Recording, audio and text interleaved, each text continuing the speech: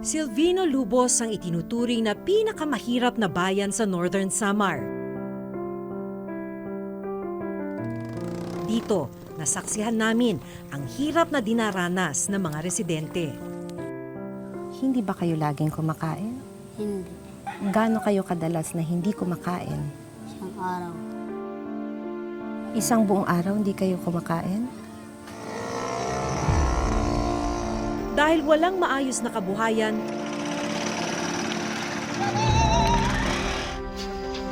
at serbisyong pangkalusugan, may mga inaabutan na lang ng kamatayan. Ay, masakit nga po eh. Gawa lang. Kaya pa mabuhay. Pero wala naman, doktor.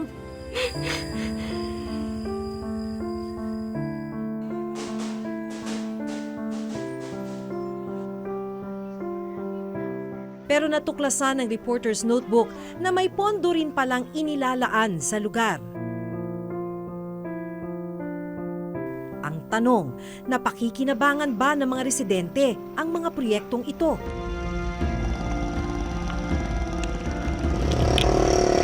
Pagod, gutom, hirap. Pero sige lang po.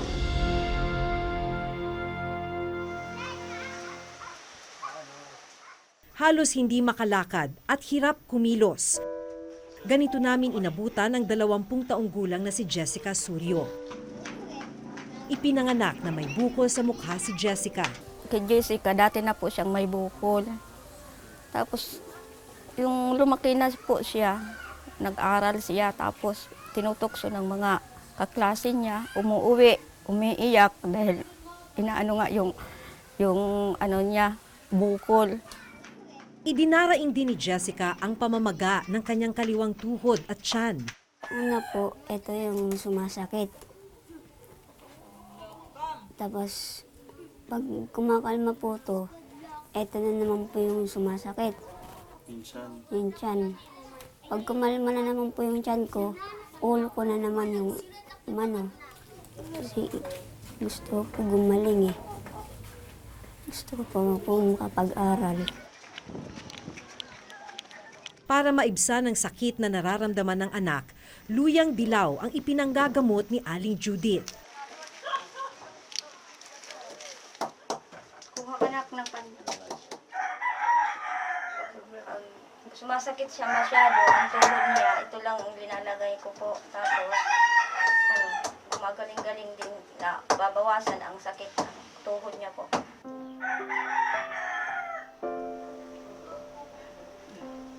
Kasi matapang po ito.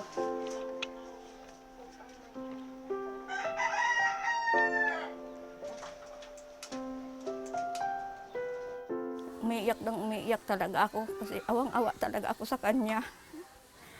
Wala akong magagawa dahil siyempre pag papasok ka sa hospital, talaga, hindi ka talaga dyan tatanggapin na wala pong pera. Taong 2013 nang dalhin ni na Aling Judith si Jessica sa Manila para matingnan ng espesyalista. Dito inoperahan ang bukol sa kanyang mukha. Sana po gumaling na po lahat ng sakit sa katawan ko. Gusto man nilang dalhin sa ospital ang anak, kulang naman sila sa pera. 2 oras din ang layo ng ospital mula sa Silvino Lubos na kailangan pang tawirin ng bangka at habal-habal. Mahirap po ang kalsada. Naku, makakapunta ka po doon, 1,000, balikan po 1,000 yan pamasahe sa scooter.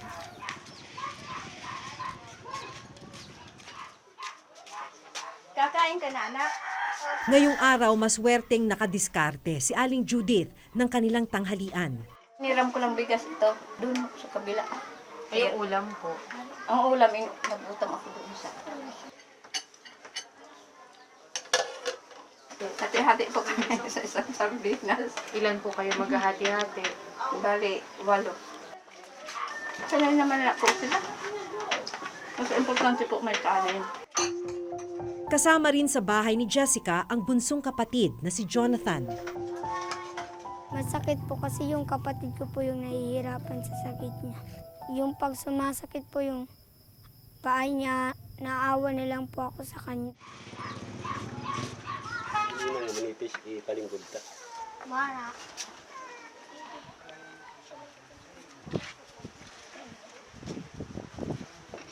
Dulong ka muna sa kwan.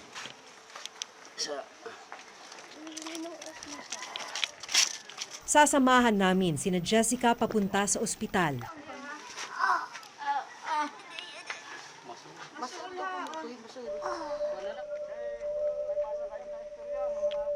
Dahil hindi makalakad, kinailangan siyang pasanin ng amang si Mang Samuel.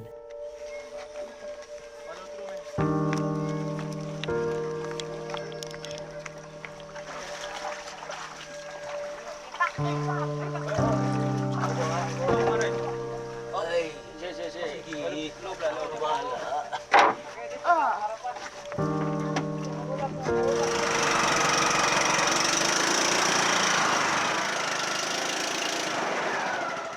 Pagkatapos ng bangka,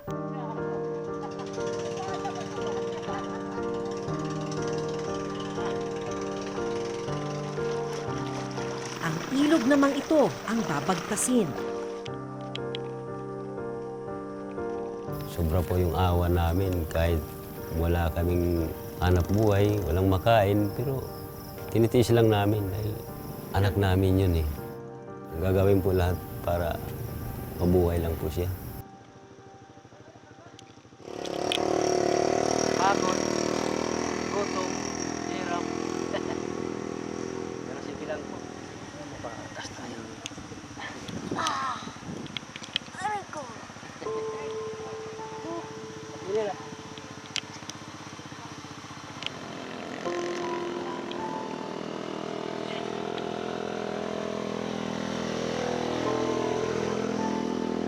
Para may pandagdag sa gastusin sa ospital, maghahabal-habal muna ulit ang amang si Mang Samuel. Punta po ako sa Katarman.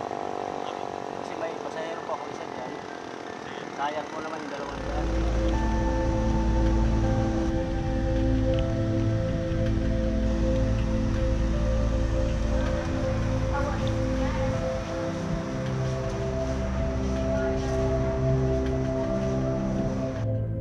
Agad sinuri ng doktor dito sa Northern Samar Provincial Hospital si Jessica.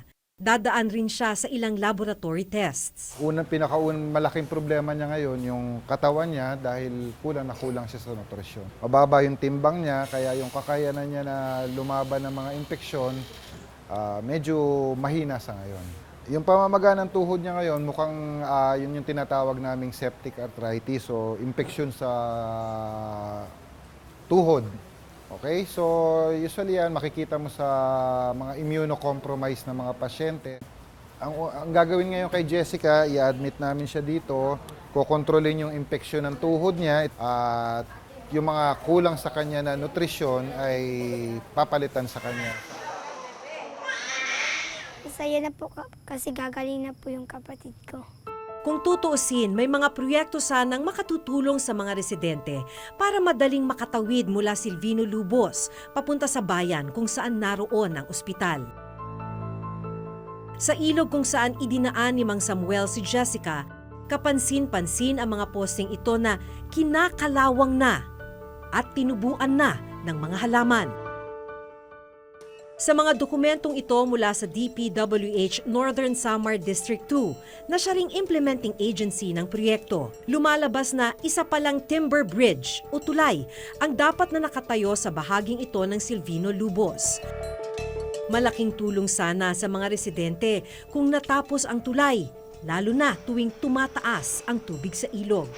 Kwento ng ilang mga residente na nakausap namin, may danger din yung paglalakad dito dahil pagka biglang umulan, biglang tumataas yung tubig tapos malakas yung current. Tinungo namin ang implementing agency ng proyekto at base sa dokumentong nakuha namin, makikitang hinati sa 4 na phase ang Timber Bridge Project. Ang mga posteng aming nakita, bahagi ng Phase 1, 2 at 3. Ang kabuang halagang ginastos para sa 3 phase, halos 7.8 million pesos. Wala na raw sa DPWH Northern Samar District 2 ang project engineer na nagpatupad ng unang 3 phase ng tulay.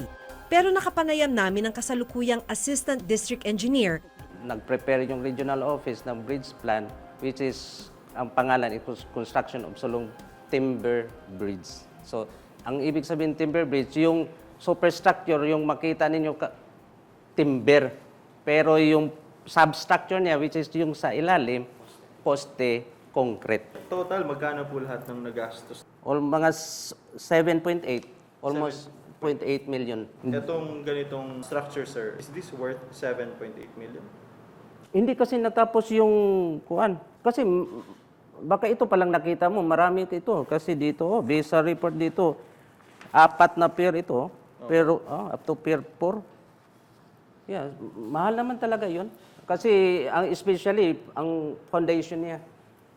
Ang foundation niya malaki. Maliit tingnan, pero yung foundation dito sa ilalim, malaki yun. Ang Phase 4 o huling phase ng Timber Bridge na sinimula noong May 2013, pinaglaanan naman ng pondong 7.6 million pesos. Galing ang pondo sa Priority Development Assistance Fund o PDAF. Parang na-start lang, pero na-stop. Dahil yung funding doon is from PDAF. Kasi at that time, wala ako dito, no? Mahirap naman ituloy nila. Kasi parang narinig ko at that time, pinapa-discontinue yung PDAF. 1.1 million pesos ang naibayad sa kontraktor at isinoli raw sa National Treasury ang natitirang pondo. Kaya kung susumahin, umabot sa halos 8.8 million pesos ang halaga ng Timber Bridge na hindi natapos. Ang tulay na tutulong sana sa mga residente sa pagtawid, ngayoy poste lang at hindi kailanman napakinabangan. Nakatiwangwang na po yan kasi sabi daw po wala na daw po budget. Kung yung iginastos po dyan, binigay na lang sa mahirap, yung mga hindi kumakain.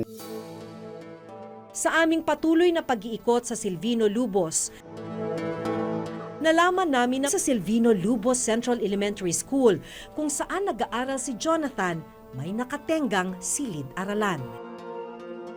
Iniwan ng mga contractor ang school building na ito nang walang bintana, pintuan o pisara. Hindi rin formally turned over, kaya hindi ito ginagamit. Kung tutuusin, malaking bagay sana itong school building na ito para sa isang paaralan na gumagamit pa rin ng mga lumang school building tulad nun.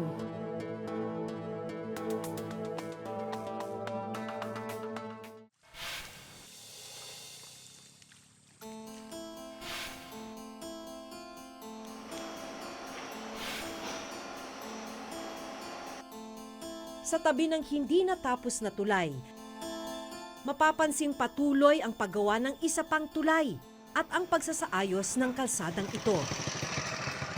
Nakasabay namin sa paglalakad dito si Teacher Juliana. Bilang isang teacher, dahil ganitong putol at mahirap daanan yung kalsada, kumusta ka? Parang it's a challenge. Para sa amin ng mga nag-work sa Filipino, talaga, malaking sakripisyo. Kasi yung pagpunta pa lang dito, kailangan Sunday pa lang, Sunday mga tanghali or hapon, kailangan mo nang pumunta para makapasok ka sa linggo. So, ibig sabihin, ma'am, hindi ka uwian. Hindi ka naman taga Silvino. Sa Pambuhan akong umuwi. So, bakit kailangan isang buong linggo kang nandun sa bayan? Kasi hindi siya kakayanin kapag pupunta ka ng umaga tapos uuwi ka ng hapon. Kasi nga, yung bangka, parang kapag mag-isa ka lang, kailangan mong magbayad ng 500. Tapos another 500 sa motorsiklo.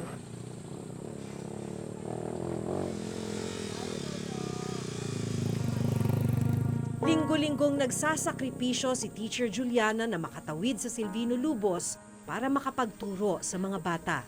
Ba't mo ito tinitiis, ma'am? We are trying to give hope para sa mga taga Silvino.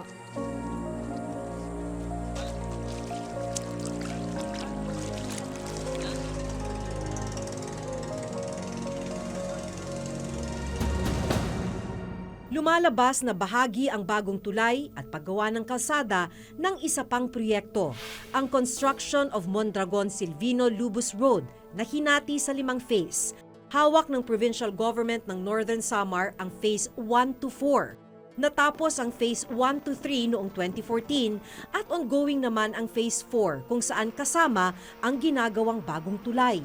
Galing ang pondo sa pamana program ng Office of the Presidential Advisor on the Peace Process o OPAP. Sa dokumentong ito, 294 million pesos ang contract amount ng Phase 4 na sinimulan noong January 2016. Bali, yung work medyo nahuli rin kasi location nga nung ating bridge doon sa almost end ng project. Yung challenges dyan sa implementation, yun nga yung mga dumating na mga bagyo at saka yung pagdala ng mga materyales. Ang Phase 5 o huling bahagi ng Mondragon-Silvino-Lubos Road napunta naman sa District 2, ang parehong district na humawak ng hindi natapos na tulay.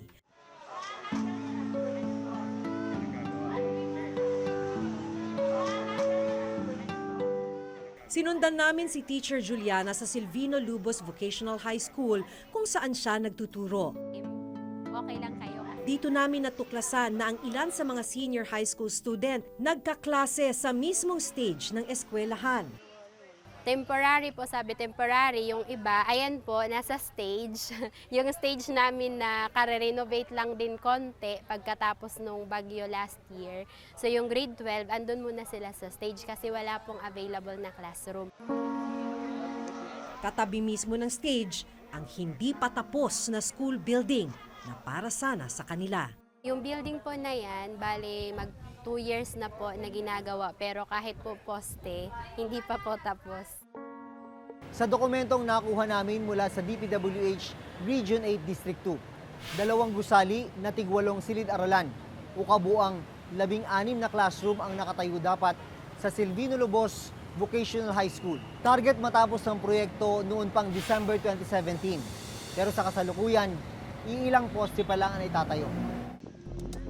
Ipinasagot namin sa district engineer na siyang may hawak ng proyekto kung bakit hindi pa rin tapos ng proyekto. Nagkaroon kami ng konting katagalan sa contractor. Ang mahirap po doon ang mobility ng mga equipment, ang pag-double o triple handling ng mga materialis.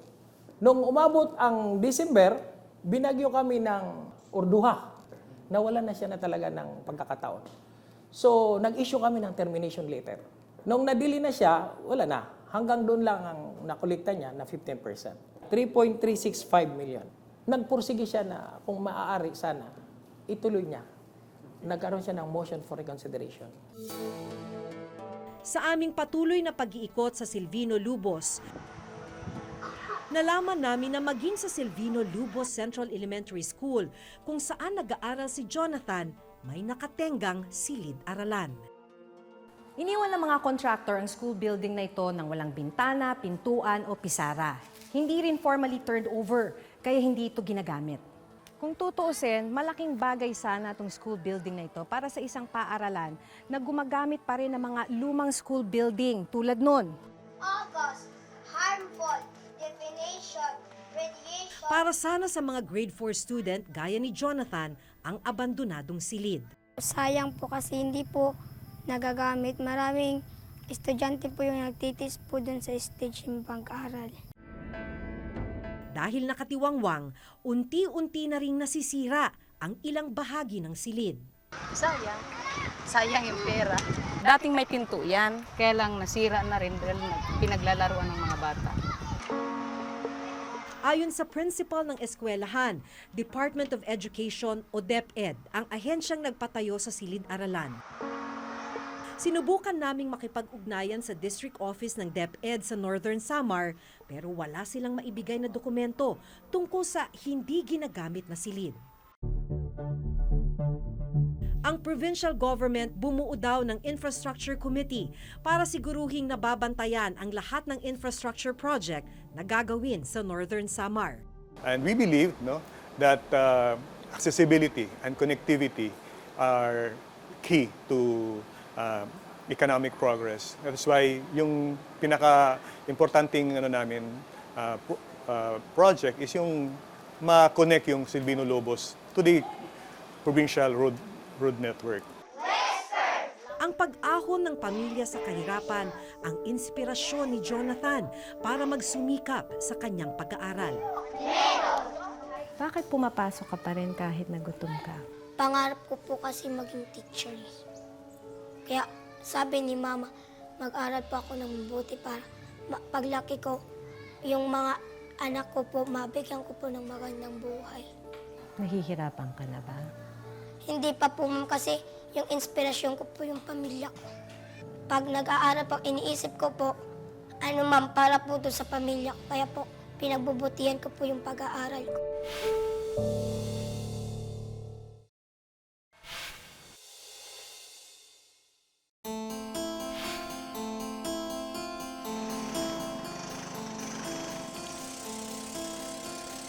Kahanga-hanga ang determinasyon ni na Jules, Tatay Samuel, Aling Judith, Colorful.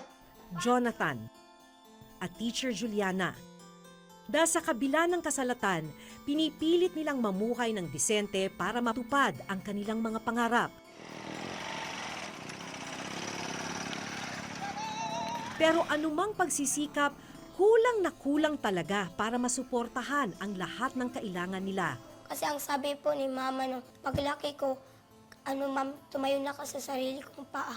Hindi na lang po ako aasa sa kanila kasi pag mawala po sila, paano na yung pag umaasa lang po ako sa kanila. Kaya nakapanghihinayang na ang mga proyekto para sana sa kanilang pinakamahihirap at pinondohan ng pera ng bayan, hindi naman napakikinabangan. Hanggang sa susunod na Huwebes, ako si Jun Veneracion. Ako si Maki Pulido at ito ang nakatala sa aming Reporter's Reporter's Notebook. Notebook.